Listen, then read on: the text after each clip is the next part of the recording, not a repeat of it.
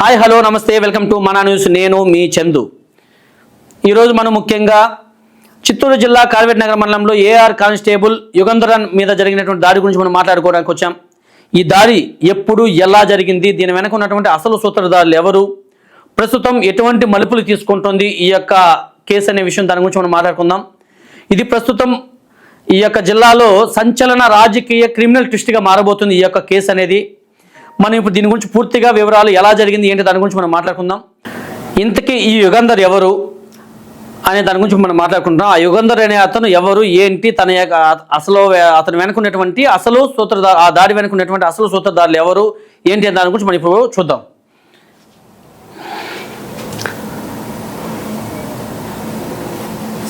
ఇతనే అతను యుగంధర్. మొన్న యాక్సిడెంట్ అయినప్పుడు హాస్పిటల్లో ఉన్నప్పుడు తీసినటువంటి ఫోటో. ఇతను ఏంటంటే ఏఆర్ కానిస్టేబుల్గా ఇతని యొక్క సర్వీస్ 25 సంవత్సరాలు. ఈ యొక్క 25 సంవత్సరాల కాలంలో తన మీద ఎటువంటి చిన్న మచ్చ కూడా లేదు. ఇతను మెయిన్గా ఏం చేస్తూ ఉంటాడంటే సామాజిక కార్యక్రమాలు పాల్పంచుకోవడం, లేదంటే ఎక్కడైనా అక్రమాలు అన్యాయాలు జరుగుతుంటే దాన్ని ఎదిరించడం, ఏదైనా జరుగుతుంటే వాటి గురించి పై అధికారులకు చెప్పడం, లేదంటే సంబంధిత అధికారులకు చెప్పడం, ఆ అక్రమాలను వాటిని అడ్డుకునే ప్రయత్నం చేస్తూ ఉంటారనమాట. అందుకోసమే ఇతని మీద ఇప్పుడు దాడి చేసిన వాళ్ళు ఎవరు ఏంటి దాని గురించి మనం ఒకసారి చూద్దాం. ఇంతకీ దాడి జరగడానికి గల మెయిన్ కారణం ఏంటి, ఈ దాడి జరగడానికి గల మెయిన్ రీజన్ ఏంటి, కాజు ఏంటంటే అతని మీద దాడి జరిగింది ఎప్పుడు, అతని మీద దాడి జరిగింది శనివారం రోజున అతని మీద దాడి జరిగింది. దాడి చేసిన వ్యక్తులకి ముందు రోజు, అదే రోజు శనివారంకి ముందు రోజు అంటే శుక్రవారం రోజున ఇతనికి ఒక కలప బండిని పట్టుకున్నాడు. అంటే అక్రమంగా తరలిస్తున్నటువంటి కట్టెల బండిని పట్టుకున్నాడు అనమాట. పట్టుకొని ఆపి ఎందుకు తీసుకెళ్తున్నారు, ఎక్కడికి తీసుకెళ్తున్నారు ఏంటి అనేసి అడిగాడు అనమాట. దానికి సంబంధించిన వీడియో ఇక్కడ ఉంది, ఒకసారి చూద్దాం మనం.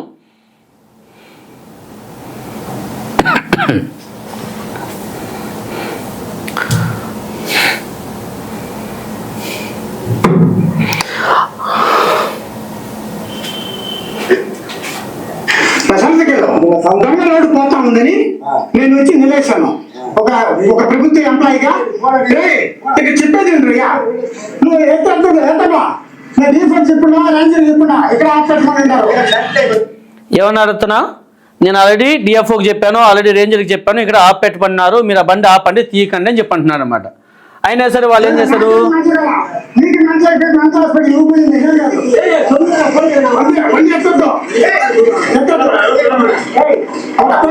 ఇతను గుర్తుపెట్టుకోండి,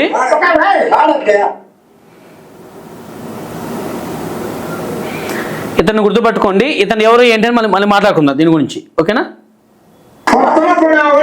ఇతను చూసుకోండి,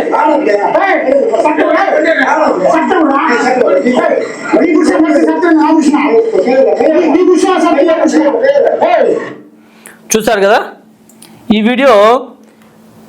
ముందు రోజు జరిగినటువంటి ఇష్యూ అంటే ముందు రోజు ఈ కట్టెల బండిని పట్టుకున్నాడు. ఈ బండి ఎవరిది, అదే మండలంలో కార్వేట్ నగర మండలంలో అన్నూరు గ్రామానికి సంబంధించిన అన్నూరు సర్పంచ్ అయినటువంటి వైసీపీ సర్పంచ్ అయినటువంటి ఆదాంది, అతనిది ఆ బండి. అతనికి మధ్య అంటే ఆ ఏఆర్ కానిస్టేబుల్కి మరియు ఆదాంకి మధ్య ఇంతకుముందు కూడా చాలా రెండు మూడు విషయాల్లో ఆల్రెడీ ఇష్యూస్ అయ్యాయి, వాళ్ళిద్దరి మధ్య క్లాషెస్ అయినాయి. అంటే ఏంటంటే ఆదాం చేసేటువంటి కొన్ని అక్రమాలని ఇతను అడ్డుకున్నాడు. లాస్ట్ వైసీపీ గవర్నమెంట్లో అతను చేసేటువంటి కొన్ని అక్రమాలను కూడా ఇతను అడ్డుకున్నాడు. తర్వాత ఇప్పుడు జరిగేటువంటి వాటిని కూడా అడ్డుకున్నాడు. ఇప్పుడు ఈ యొక్క పట్టుకున్నటువంటి ఈ యొక్క కట్టెల లోటు కూడా ఎవరిది, ఆదాం అనే వ్యక్తిది. ఇతను కట్టెల వ్యాపారం చేస్తూ ఉంటాడు. Plus Annur YCP sarpanch. అతను ఎవరు ఏంటంటే అతను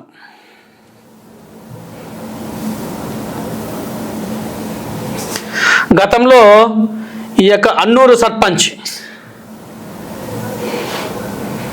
ఆదాం అలియాస్ సుందర్రాజ్ అనే ఇతను అన్నూరు సర్పంచ్ ఇతనే అనమాట. ఇతనిది ఆ బండి. ఇతను పూర్వం కూడా క్రితం కూడా అతను ఇప్పుడు ప్రస్తుతం హోమ్ మినిస్టర్గా ఉన్నటువంటి అనిత మీద కూడా అనుచిత వ్యాఖ్యలు చేశాడు, చెప్పులతో కొడతామని చాలా విషయాలు చేశాడు. దానికి సంబంధించిన వీడియో ఇది.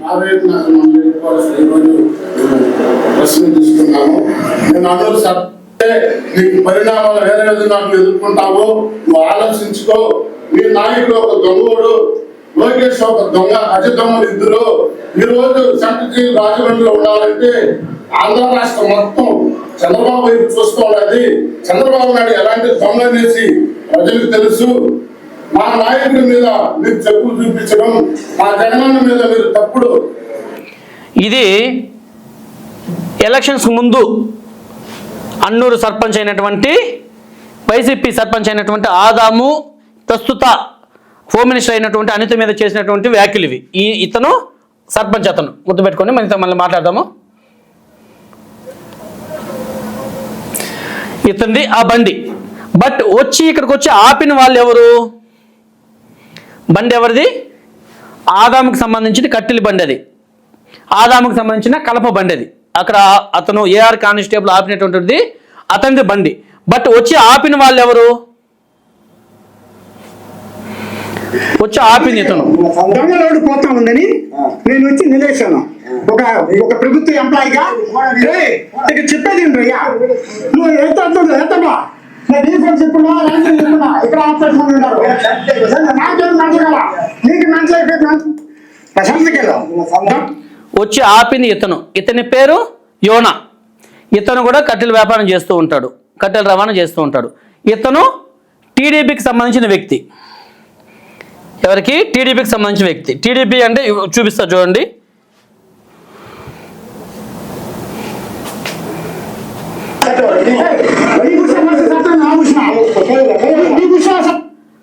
చూసారా? ఇతను టీడీపీకి సంబంధించిన వ్యక్తి. పట్టుకున్నది ఎవరిది? వైసీపీకి సంబంధించిన వైసీపీ సర్పంచ్ అయినటువంటి ఆదాముకి సంబంధించిన కట్టెల బండిని పట్టుకుంటే అక్కడికి వచ్చి ఆపింది ఎవరు? టీడీపీకి సంబంధించినటువంటి యోనా. ఇతనికి అతనికి ఏంటి సంబంధం అనేది నేను చెప్తాను. ఏంటి సంబంధం అనేది? ఇద్దరు కూడా అన్నదమ్ములు, అంటే చిన్నాన్న పెదన్న పిల్లలు అనమాట. వీళ్ళిద్దరూ కూడా ప్రస్తుత గంగాధర నెల్లూరు శాసనసభ్యులు మరియు ప్రభుత్వ విప్ అయినటువంటి విఎం థామస్ గారి యొక్క చిన్నాన్న పిల్లలు. ఇద్దరు చూడగా ఇది ఒక్కొక్క చిన్నాన్న పిల్లలు అనమాట. వాళ్ళిద్దరు. బండి పట్టుకున్నది ఆదాముది. వచ్చి ఆపింది ఎవరు? దాని గురించి గొడవ చేసింది ఎవరు? యోనా. చూసారు కదా ఆ యొక్క జోబులో ఉంది. ఇతను టీడీపీ వ్యక్తి. ఇతను టీడీపీ వ్యక్తి. ఇతను టీడీపీకి సంబంధించిన వ్యక్తి. అలాగే దీని తర్వాత ఎటువంటి పరిణామాలు జరిగాయి? ఇదే వ్యక్తి గురించి ఇప్పుడు ఈ సంఘటన జరిగిన తర్వాత అతన్ని కొట్టారు, చంపాలనేసి ప్రయత్నం చేశారు. అతను తప్పించుకొని హాస్పిటల్ వచ్చి పడ్డాడు. ప్రస్తుతానికి ఏదో ట్రీట్మెంట్ చేసుకుంటూ కోలుకుంటున్నాడు. బట్ అతను చనిపోయింటే వీళ్ళ రెస్పాన్సిబిలిటీ ఎవరిది? ఈ దాడి మొత్తం జరగడానికి రీజను ఆదాముకి ఇతనికి మధ్యలో ఉన్నటువంటి ఆదాము చేసేటువంటి కొన్ని అక్రమాలను ఇతను అడ్డుకోవడమే మెయిన్ రీజన్. ఆ కలప రవాణాన్ని పట్టుకోవడం కానీ, అంతకుముందు వైసీపీ హయాంలో కృష్ణ సముద్రం దగ్గర ఉన్నటువంటి పెద్ద గుట్ట, అడవి లాంటి ప్రదేశం అయినటువంటి 20 ఎకరాలు గుట్టని ఆదాము ఆక్రమించుకున్నాడు. ఆక్రమించుకుంటే దాన్ని అడ్డుకొని దాని మీద అర్జీలు పెట్టి పోరాడి ఎస్పీలు కంప్లైంట్ చేసి తర్వాత కలెక్టర్కి కంప్లైంట్ చేసి గ్రామ ప్రజలందరినీ ఏకం చేసి దాన్ని అడ్డుకున్నారు అనమాట. ఎవరు అడ్డుకునింది? ఏఆర్ కానిస్టేబుల్ అయినటువంటి యుగంధర్. అందువల్ల ఆ యొక్క కక్షి కానీ తర్వాత ఇతను జరిగేటువంటి కొన్ని అక్రమాలను అతను అడ్డుకోవడం కానీ ఇలాంటివన్నింటినీ దృష్టిలో పెట్టుకొని అతను చంపేయాలి, అతన్ని లేకుండా చేయాలి అనే ఉద్దేశంతోనే ఈ యొక్క దాడి చేశారు. ఈ దాడి చేసిన వ్యక్తుల్లో ముఖ్యంగా ఈ దాడి చేసిన వ్యక్తులు ఎవరు అని మీకు చెప్పాను. ఒక వ్యక్తిని గుర్తుపెట్టుకోమన్నాను. చెప్పారా మీరు? ముందు రోజు గొడవ జరిగింది కదా, ముందు రోజు గొడవలో ఉన్నాడు ఒక వ్యక్తి. చెప్పాను కదా మీకు ఆల్రెడీ. ఒక వ్యక్తిని గుర్తుపెట్టుకోమని చెప్పాను. ప్రవీణ్ కుమార్. అతని పేరు ప్రవీణ్ కుమార్.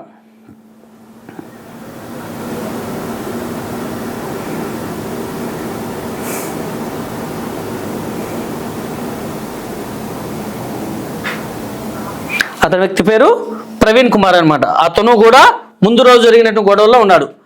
ఎందుకంటే దీనికి లింకులు ఎలా ఉన్నాయని దానికోసం చెప్తున్నారు అనమాట. ముందు రోజు జరిగినటువంటి ఆ వ్యక్తులు ఎవరైతే ఉన్నాయి, మెయిన్గా అతని మీద దాడి చేసిన వ్యక్తుల్లో ఎవరెవరు మెయిన్గా ఉండేది? ప్రవీణ్ కుమార్, భాగ్యరాజ్, ఆదాం. దీనికి సంబంధించిన వాళ్ళలో మెయిన్గా ఉన్నది వ్యక్తి ఎవరు? ముందు రోజు జరిగినటువంటి దాడిలో అక్కడ ఆల్రెడీ ముందు పట్టుకున్నటువంటి ఆ యొక్క సంఘటనలో ఆల్రెడీ ఉన్నాడు. ఎవరో ప్రవీణ్ అనే వ్యక్తి ఉన్నాడు, భాగ్యరాజ్ అనే వ్యక్తి కూడా ఉన్నారన్నమాట. సేమ్ ఇలాంటి సంఘటనే కొన్ని రోజులకు ముందు ఒక గ్రామంలో జరిగింది. ఆ గ్రామంలో జరిగినటువంటి సంఘటన ఆల్రెడీ నేను ఇంతకు ముందు ఒక వీడియోలో మీకు చెప్పాను ఆల్రెడీ. ఆ వీడియోలో ఉన్న వాళ్ళే వీళ్ళు.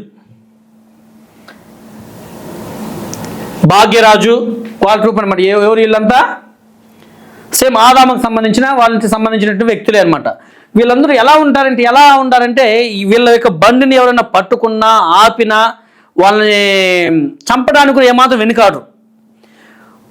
అసలు ఈ సంఘటన జరిగినప్పుడైతే ఆ ఊర్లో ఉన్నటువంటి వాళ్ళు ఏమని బెదిరించారంటే, వాళ్ళు ఈ బండిని అడ్డుకునే దమ్ము మీకుందా, ఈ బండి ఎమ్మెల్యే గారి బండి, ఎమ్మెల్యేకి సంబంధం ఉందో లేదో పక్కన పెడితే వీళ్ళు ఫస్ట్ మాట్లాడే మాట ఎమ్మెల్యే గారి బండి. ఎందుకు? ఆయన వాళ్ళకి బంధువు కాబట్టి.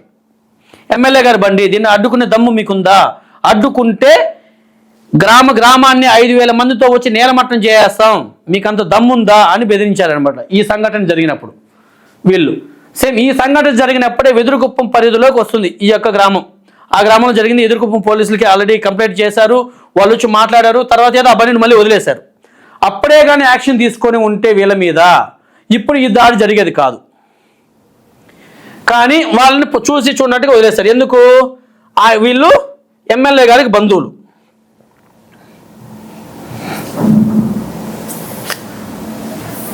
సేమ్ సరే, అతని మీద ఇప్పుడు ఏ కేసు పెట్టారు? అతను లంచగొండి. ఇప్పుడు అతను లంచగొండి, అతను బండులు ఆపి ఈ విధంగా లంచం అడుగుతూ ఉంటాడు, అందుకోసమే అతని మీద దాడి చేశారు అని మీరు అంటున్నారు. సరే ఓకే, అదే వ్యక్తి గురించి ఈరోజు ఎవరైతే కొంతమంది లంచగొండి అని అంటున్నారో అదే వ్యక్తి గురించి లాస్ట్ గవర్నమెంట్లో ఉన్నప్పుడు అతని గురించి ఎవరేమన్నారో కూడా ఒకసారి చూద్దాం. ఇప్పుడు ప్రస్తుత ఎమ్మెల్యే గారు విఎం థామస్ గారు అదే యొక్క వ్యక్తుల గురించి అతని గురించి ఏం మాట్లాడారో ఒకసారి చూడండి. ఆ యుగంధర్ గురించి ఏమని మాట్లాడారో నేను వినండి. థామస్ గారు, అయితే మీ నియోజకవర్గానికి వద్దాం. మీరు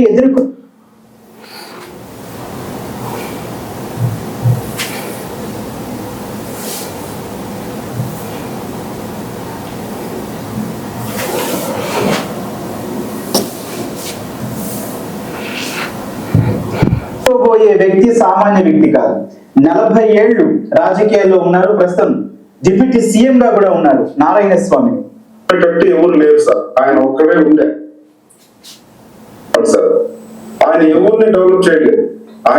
ఆయన వాళ్ళ ఇంటికి నేను వెళ్ళి ఫోన్ చేసినందువల్ల ఆయన సపోర్ట్ చేస్తారని ఆయన ఇమీడియట్ గా సస్పెండ్ వాళ్ళ వైఫ్ కే ఇచ్చుకున్నాడు సార్. ఆయన ఎవరిని డెవలప్ చేయలేదు. ఆయన భయంకరమైన స్వార్థపరుడు, సెల్ఫిష్. ఆయన ఎస్సీలకు చేసింది ఏం లేదు. ఇప్పుడు చూసారంటే లాస్ట్ టర్మ్ ఈ టర్మ్ కంటిన్యూస్ గా ఎస్సీని అరెస్ట్ చేయడము, ఎస్సీల పైన కేసులు పెట్టేయడము. మొన్న కూడా రీసెంట్ గా ఒక యుగంధర్ అనే అబ్బాయి నా క్లాస్మేట్ అనౌన్స్ చేసిన తర్వాత వాళ్ళ ఇంటికి నేను వెళ్ళి ఫోన్ చేసినందువల్ల ఆయన సపోర్ట్ చేస్తారని ఆయన ఇమీడియట్ గా సస్పెండ్ చేయించారు సార్ పోలీస్ స్టాఫ్ నుంచి. మేము దానికి హైకోర్టులో విజయవాడలో పిటిషన్ వేసి పోరాడి మళ్ళీ ఆర్డర్ కాపీ తీసుకొని ఆయన మళ్ళీ జాయిన్ అయ్యింది. ఇట్లా ఏం చెప్పారు ప్రస్తుత ఎమ్మెల్యే గారు? అప్పుడు ఎలక్షన్స్కి ముందు అదే ఏఆర్ కానిస్టేబుల్ యుగంధర్ గురించి ఏం చెప్పారు? లాస్ట్ గవర్నమెంట్లో కూడా అతను ఎవరి మీద పోరాడింది? అప్పుడు కూడా అక్రమాలు అన్యాయాలు చేసేటువంటి ఆ వ్యక్తుల మీదే పోరాడాడంటే వాళ్ళకి అడ్డుకోవడము, వాళ్ళకి సంబంధించి పై అధికారులకు చెప్పడము, సంబంధిత అధికారులకు చెప్పడము, అలా అడ్డుకోవడం వల్ల అతని యొక్క జాబ్ని సస్పెండ్ చేయడం జరిగింది అప్పట్లో. దాని మీద మేము ఆల్రెడీ విజయవాడకి వెళ్ళి అక్కడ అధికారులతో మాట్లాడి మిగతా వాళ్ళతో మాట్లాడి అతనితో మేము మళ్ళీ రీపోస్టింగ్ వచ్చేలా చేశాము. దానివల్ల మేము పోరాటం చేశామని చెప్తున్నారు మన ఈయన గంగాధర నెల్లూరు ఎమ్మెల్యే విఎం థామస్ గారు. ఏమని చెప్పారు? నా క్లాస్మేట్, నేను అతని దగ్గరికి వెళ్ళి అతని ఇంటికి వెళ్ళి నేను భోజనం చేయడం వలన ఓకే అతని మీద కక్ష కట్టి అతని యొక్క జాబ్ని సస్పెండ్ చేశారు అని చెప్పారు. ఓకేనా? అప్పుడు హెల్ప్ చేశాడు. ఎవరు? మంచివాడు అనే ఉద్దేశంతో అతన్ని హెల్ప్ చేశాడు అనమాట. అప్పుడు ఇతనికి ఎలా ఉన్నారు? మంచివాడే అనమాట. తర్వాత సేమ్ అదే టైంలో కూడా జరిగినటువంటి ఇంకో సిచ్యువేషన్, అదే కానిస్టేబుల్, అదే ఏఆర్ కానిస్టేబుల్ గురించి మరొక నాయకుడు ఇదే ఎలక్షన్కి ముందు తన గురించి ఏం మాట్లాడే విషయం విందాం.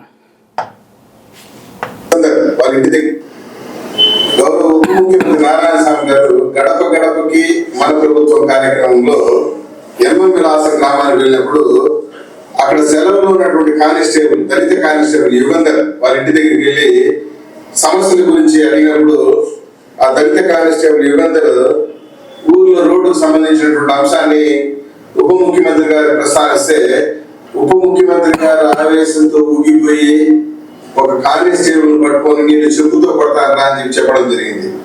కానిస్టేబుల్ కూడా తనకున్నటువంటి నిబంధనల మేరకు పరిమితుల మేరకు స్పందించడం జరిగింది. తక్షణం ఉప ముఖ్యమంత్రి నారాయణ స్వామి గారు ఏమిరా అతను కానిస్టేబులే, మనమే వాళ్ళ ఇంటికి పోయినామని కూడా చూడకుండా నీకున్నటువంటి అధికారాన్ని ఉపయోగించి దళిత కానిస్టేబుల్ ని సస్పెండ్ చేయించావు. నేను ఒకటే అడుగుతున్నాను, ఏఆర్ కానిస్టేబుల్ అయినటువంటి యుగంధరన్ మీద లాస్ట్ గవర్నమెంట్ ఎటువంటి చర్యలు తీసుకునింది, అతన్ని ఎందుకు ఎదుర్కొన్నందుకు ఎందుకు సస్పెండ్ చేశారు అని చెప్పే విషయం ఇద్దరు నాయకులు చెప్పారు. ఓకేనా? ఇప్పుడు కూడా ఆయన చేస్తున్నటువంటి పనులు ఒకటే, అక్రమాలు ఎక్కడ జరిగినా వాటిని అడ్డుకోవడం, వాటికి సంబంధిత అధికారులకు తెలియజేయడం, అది అనమాట. అలా చేయడం వల్లనే మెయిన్గా అతని మీద ఈ యొక్క థ్రెట్టింగ్స్ అవన్నీ జరుగుతున్నాయి. మెయిన్గా ఇలా దాడి చేసిన వ్యక్తుల్లో మెయిన్గా చెప్పాం కదా నేను ఆల్రెడీ, ముందు రోజు జరిగినటువంటి ఆ యొక్క దాడిలో ఉన్నటువంటి వ్యక్తి ప్రవీణ్ కుమార్ ఒకతను, ఇంకొక వ్యక్తి భాగ్యరాజ్.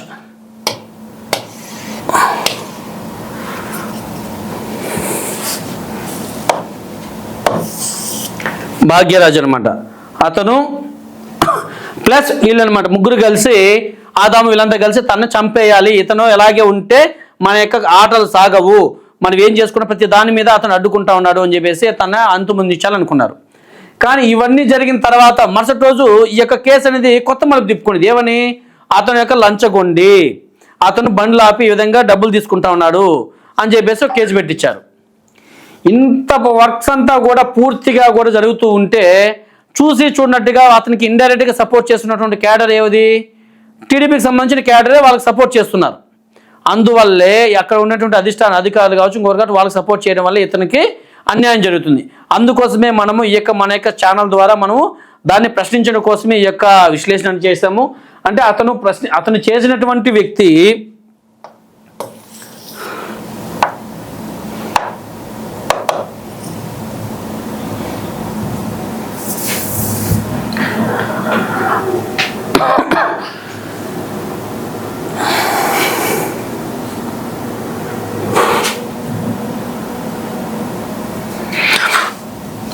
జరిగిందేమో ఒకరి మీద అన్యాయం, బట్ కేసు అనుభవిస్తున్నది ఎవరు? ఆ యొక్క అక్రమాలను అడ్డుకున్నటువంటి వ్యక్తి.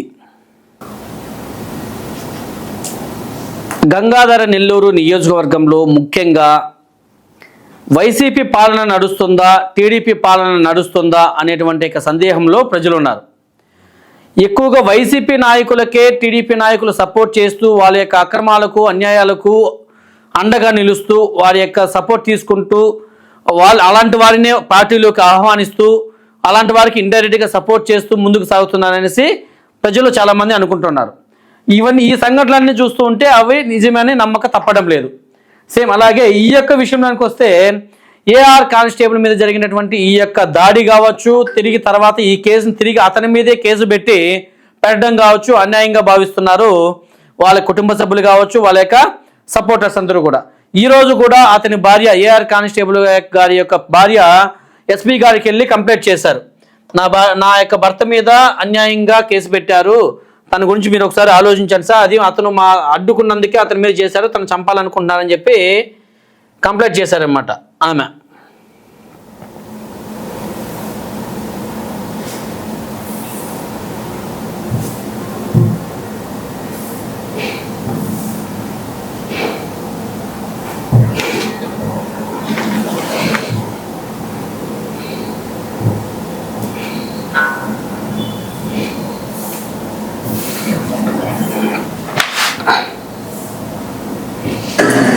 నా పేరు చంద్రకళ. నా భర్త యుగంధర్ పైన 4వ తేదీ ఉదయం 8 గంటలకి కావేటి నగరం మండలం అన్నూరు అంపల్లి క్రాస్ వద్ద అతని పైన హత్యాయత్నం జరిగింది. అతన్ని ఆదాము అలియా సుందర్రాజు, భాగ్యరాజు, ప్రవీణ్ అనే వాళ్ళతో పాటు కొంతమంది అనుచరులు కలిసి అతన్ని చంపేందుకు ప్రయత్నం చేశారు. అతన్ని దారుణంగా కొట్టి తర్వాత అతను అక్కడి నుంచి తప్పించుకొని పారిపోతూ ఉంటే కార్వేటి నగరంలో జరిగినటువంటి ఈ యొక్క దాడి వెనుక ఎన్నో అనుమానాలు, ఎన్నో ప్రశ్నలు, ఇంకా బయటికి రాని ఎన్నో నిజాలు దాగి ఉన్నాయనే విషయం స్పష్టంగా అర్థమవుతుంది. దీని వెనుక ఉన్నటువంటి బ్యాక్గ్రౌండ్ మరియు ఈ కేసులో జరిగినటువంటి గేమ్ చేంజింగ్ ఇలాంటివన్నీ గమనిస్తూ ఉంటే ఇది సాధారణ సంఘటన కాదు అనే విషయం పూర్తిగా కూడా అర్థమవుతుంది. ఇది ఒక వ్యక్తి మీద జరిగినటువంటి దాడి కాదు, ఒక పోలీసు వ్యవస్థ మీద, ఒక చట్టం మీద జరిగినటువంటి దాడిగా పరిగణించి ఎవరైతే దీనికి బాధ్యులు ఉన్నారో వాటిని పూర్తిగా శిక్షించి వాళ్ళని చట్ట ప్రకారం శిక్ష పడేలా చేయాలన్నదే ప్రజల యొక్క ఆశ మరియు ఆకాంక్ష. వీటిలో నిజాలు ఏవైనా తెలిసినా ఎప్పటికప్పుడు మీ ముందుకు తీసుకొస్తుంది మన న్యూస్. నిజం కోసం ఎప్పుడూ ప్రజలకు అండగా నిలబడేటువంటి మన న్యూస్.